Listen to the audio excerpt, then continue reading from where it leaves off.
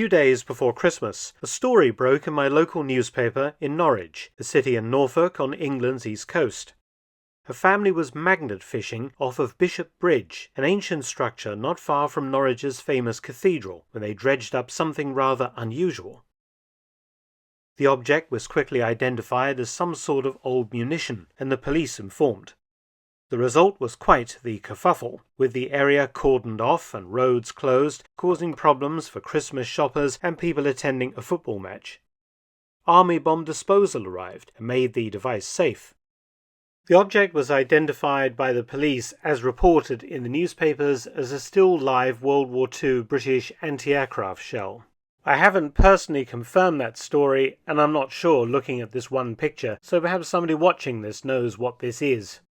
However, if it was an anti-aircraft shell, perhaps it had malfunctioned after being fired in World War II and plunged back to Earth, landing in the River Wensum, where it had lain undisturbed for over 80 years.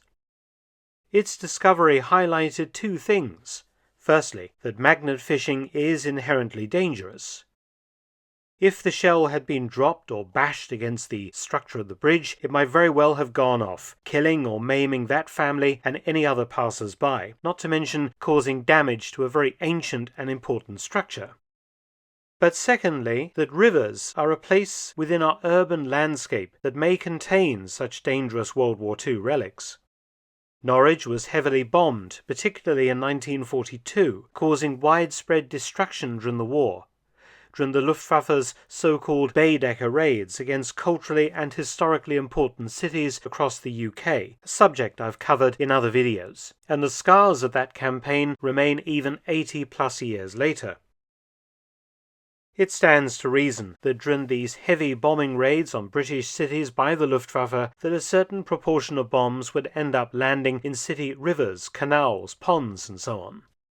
Such bomb strikes were mostly unreported at the time, but a lot of this ordnance failed to explode when it hit the water and simply sank, disappearing into the sediments of riverbeds, but steadily deteriorating and becoming unstable with each passing decade.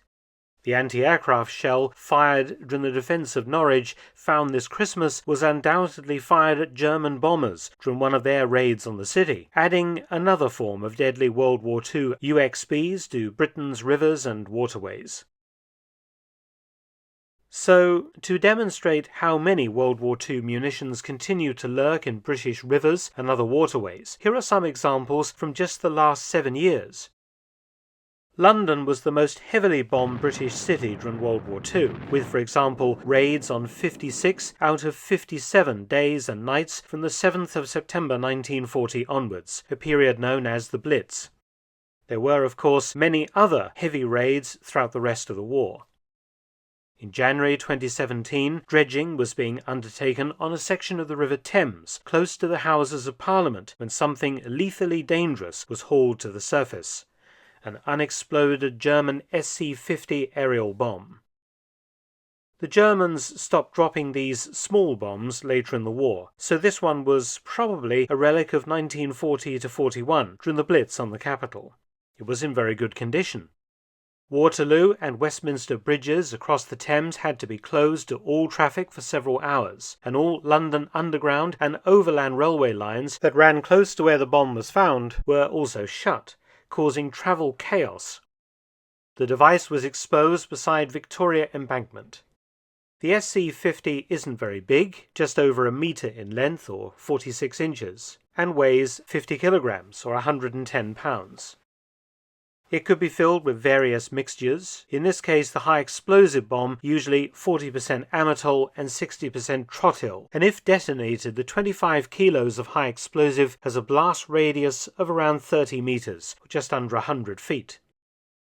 Royal Navy Bomb Disposal safely removed the bomb from the Thames to Tilbury and blew it up in a controlled explosion. Then, in February 2018, the Thames was once more the scene of a UXB emergency when this SC-500 was found during work at King George V Dock, during improvements to London City Airport. The dock itself dates from 1921 and was used to dock large ships like ocean liners. It closed in 1981, and redevelopment work incorporated it into the new airport, which was built on the north bank of the old dock in 1987. The Docklands area of London was very heavily bombed during the war, and the SC-500 was typical of the larger blast bombs used on this area. The bomb weighs 500 kilograms, is just over 2 meters long, and it was filled with 220 kilos, or 490 pounds, of high explosive, giving a blast radius of 300 meters, or about 1,000 feet. One of these recently caused great problems in the city of Plymouth when it was found in a city garden during building work, and a mass evacuation was in place for 3 days. It was safely removed and detonated at sea. While the London City Airport SC-500 in 2018 was likewise dealt with by Royal Navy bomb disposal, but not before causing the complete shutdown of a major London transport hub. Later in 2018, in September, another German bomb was accidentally discovered in a British river, this time by a magnet fisherman. Hauled up from the River Medway at Maidstone in Kent was the most numerous German bomb dropped on Britain during World War II, and one of the most devastating, the little 1 kilogram B-1E incendiary bomb.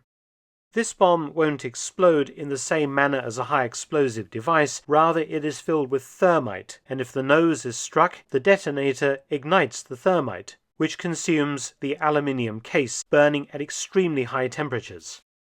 Dropped from bomb-like containers by German aircraft, which then scattered Firebomb Fritz, as it was known, over a very wide area, each little bomb was designed to smash through roof tiles and ignite and start fires in roof spaces. Vast damage was done by such incendiaries, and homeowners were trained to deal with such bombs themselves, using stirrup pumps and buckets of sand. However, some later models were fitted with small explosive devices in the nose or the tail designed to kill or maim people trying to dispose of these bombs, and all German incendiaries should be left well alone. Even today, bomb disposal deal with dozens of firebombs found every year. In June 2022, another German incendiary was found by magnet fishermen in a lake at Greenbank Park, Mossley Hill in Liverpool, and destroyed by army bomb disposal. It stands to reason that heavily bombed cities probably have many German incendiaries still armed and sitting in rivers, canals and ponds today. The commonest World War II German UXB. And finally, a dramatic example of how unstable World War II German bombs are becoming 80-plus years after being dropped. The story of an SC-250 dredged up in the River Yare at Great Yarmouth in Norfolk in February 2023. A third bridge across the Yare off Southtown Road was planned and development work was underway, including the dredging of that section of the river, when the German bomb was brought unexpectedly to the surface and dumped on the riverbank. The area is heavily industrialized and built up, and the bomb posed a serious threat to both infrastructure as well as to the local population. The SC-250 is a commonly found German blast bomb, and Great Yarmouth was attacked on several occasions. Bomb disposal built a large sand barrier around the bomb as they worked to try and defuse it in situ, and the operation would last for 4 days until its unexpected climax on the 10th of February. The SC-250, as its name suggests, is a 250 kilogram high-explosive device, 164 centimeters or 65 inches in length. It is filled with 130 kilos or 290 pounds of explosive, with a blast radius of around 150 meters or almost 500 feet. Bomb disposal was employing a robot to try and cut the fuse and trigger mechanism, but this was abandoned when water being used to cool the bomb during the cutting process began to disturb part of the sand barrier.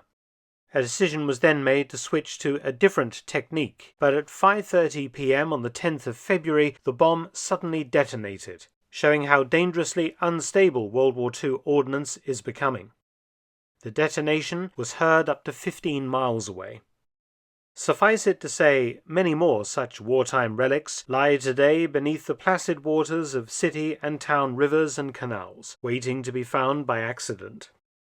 The war may have ended 79 years ago, but the detritus of that war remains as deadly today as when they fell from the bellies of German bombers in the dark days of World War II. Many thanks for watching. Please subscribe and share. You can also visit my audiobook channel, War Stories with Mark Felton, and help to support my channels at PayPal and Patreon. Details in the description box below.